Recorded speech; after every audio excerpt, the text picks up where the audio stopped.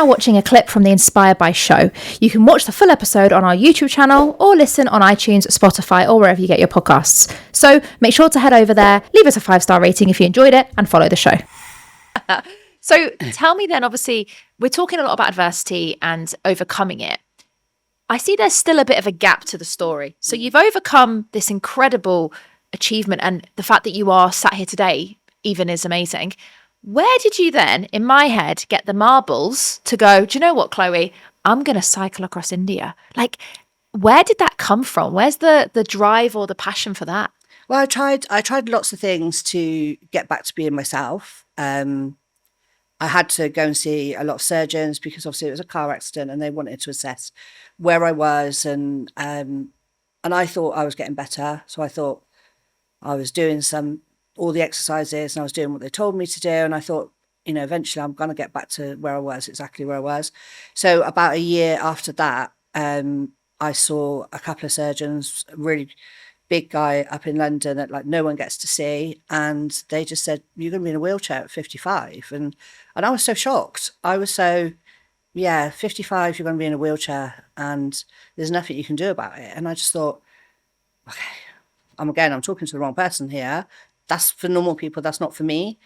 There's some people might do. And I understand realistically is that they have to give you the worst case scenario because that is a possibility. And it still is a possibility. It still will be a possibility at some point. So I guess my friend had done a big ride in Brazil. It was incredibly hard and she just decided to do it. And I just kept watching. So there's a bit that I'm always miss out is that I've had a knee replacement on the other leg because I put so much pressure on my left leg that I wore the cartilage out. So I've had to have a half knee replacement for that. I'd had some steroid injections and I'd gone from having my hair salon, which I sold because I couldn't any longer be in the salon. I couldn't be a hairdresser. It wasn't big enough to just always be a receptionist. And I'd upgraded and managed to get myself into a 7,000 square foot spa with 10 treatment rooms and a mud resort and a jacuzzi. I kind of just went a little bit trying to still be the same person, but not be the person behind the chair. And I fell in love with a building that was built on sand, I think, to be honest. Never ever, anyone takes anything would never fall in love with a building, okay? Just don't. It cost me a lot of money. And I was running around all the time and I ended up having this knee replacement and the spa was great, but I'd then sold it to somebody else and I was still business consultant for him. And the horror of what it was like to have an operation and still work before was just so fresh in my mind that I was just, no. I'm not going to not going to put myself through it. And I was in a position where I could do that. So I sold the spa and then subsequently the other person closed it down. And then I had the knee replacement and probably about 3 weeks after the knee replacement, I got out of bed and walked to the bathroom and I walked with no pain whatsoever. And I was like, oh my God, I'm walking. I'm just walking. I'm not holding on to anything. I'm not having to hold on to anything along the walls. I was like, I'm just walking. Like a baby must feel like when they suddenly start walking. I was so gleeful that I signed up for the moonwalk, 26 miles around London in the middle of the night. And I've applied for it loads of times, never got a ticket. This time I got a ticket. So I did the moonwalk. I went back to the physio and said, can I do this? And she said, yeah, you kind of have to train and be active. So I did that first of all, the moonwalk. Really, really tough on the legs, really tough on the training. But I did that. And then I didn't do anything. I just stopped again because it was so tough afterwards. Always the next day I'd be walking like a crab. My feet would hurt, my knees would hurt, my hips would hurt. And so when she did the cycling challenge, I was like, okay, my surgeon loves cycling. Instantly, my surgeon is called Sunny Day. That is his name. Perfect name. It's called Sunny Day. So she did this. And then one day she just sent me the thing, said, should we do the India? And I just paid the deposit and did it. Didn't think anything about it really. Wow. And I'd looked, we were gone for 10 days and it was 360 kilometres. I thought, 36 kilometres a day, that's fine. I can manage that. Of course you don't. You're there for 10 days. We only cycle for 5.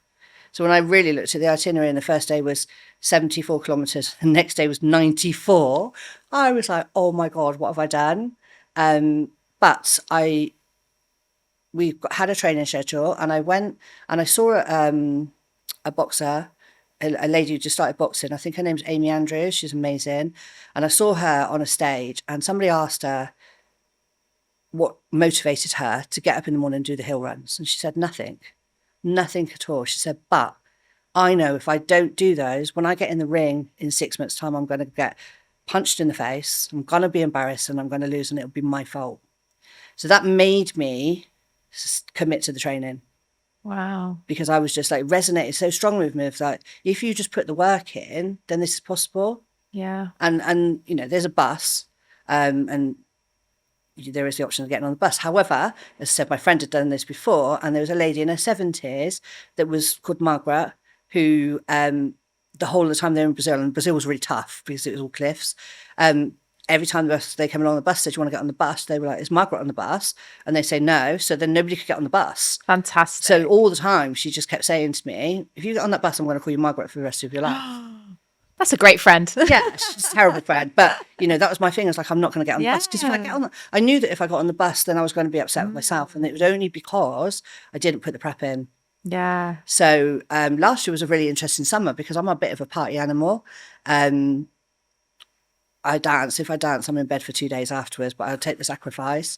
So last year I didn't go out on Saturday night because we trained every Sunday morning. I missed festivals. I missed barbecues. I was so scared that I wouldn't be able to do it, that I put the work in.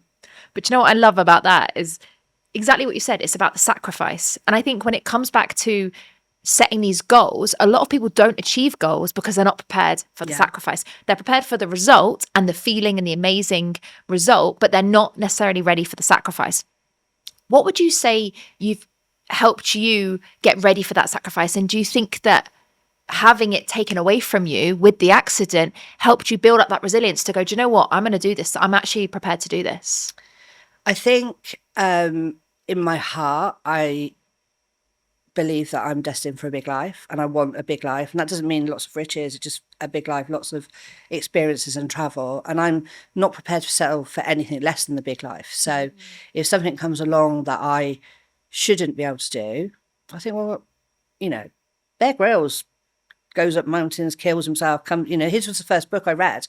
We went to Egypt on holiday that year, just after I come with crutches, and I thought, I'll read the Bear Grylls one and I'll see what it's like for somebody else who's, plenty of people are worse off than me. You see all the Paralympians and stuff, and I think, God, what am I complaining about with a couple of dodgy knees? So I just don't believe that anything's out of bounds for me. So if I want to do something, I just have to work out how I do it. Yeah. And I suppose that comes from the business head of like, what do I, when I took on that great big spa, I put a piece of paper through the door to the landlord because I couldn't find it where it was. And he rang me and I negotiated this amazing building. It was amazing and it just wasn't built properly as such. So it was amazing. It was when we moved in, things like the door handles came off when you're in the room with people. And that's a different story.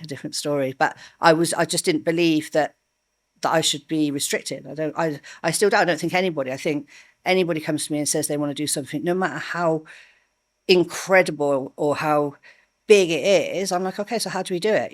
I suppose in my coaching, I call that how do we eat an elephant, one bite at a time. So we just chunk everything down and go. My friend did a training plan last year, and so she's like, we're doing this. And when I saw the 50-mile ride, I was like, I'm never going to be able to do 50 miles. But September, we did the 50 miles. So she'd kind of, and she's strict, there was no getting out of the training. It was just, we're going and that's that. And then along the way, I met so many amazing people last year, and I met a guy who woke up paralyzed, Jimmy McCash. He woke up paralyzed from the waist down. He'd had like a shingles type disease, and I met his wife, and then I was talking to him, and he just climbed Everest. Wow. On crutches. Just climbed Everest on crutches, and I'm like, there's no excuses. There's no excuses for me to be able to say that I can't do this. And there was one day when I was talking to him, he has a platform called See No Bounds. So I was talking to him, and I said, oh, Jane, it's going to rain on Sunday. And he's like, Deb. And as I said it, I thought, oh my God, talk about talking to the wrong person. Know your audience, right? Yeah, very much so. And he's like, I just climbed Everest. I said, yes, I remember that you just climbed Everest, as I was saying that stupid comment. And he said, well, you know what I'm going to say to you, man up. Yeah. Basically, there's another word in between. We'll save that off the podcast. And I was like, so on the Sunday morning when it was raining, and I looked out the window and I was like, okay, I'm not going to get away with this. So I found a kaggle thing, like one of those, they gave it to us in Jamaica at I remember the run place, Appleton, that's it. And they give it to us so if we were walking around. So I found that in the cupboard and I put this great big blue cagoule on and I cycled. So Wow. my friends, I was looking like, I don't know what. But you did it. And that's the key thing, right? So everything you've shared, Debbie, is so proof why you're the expert in resilience.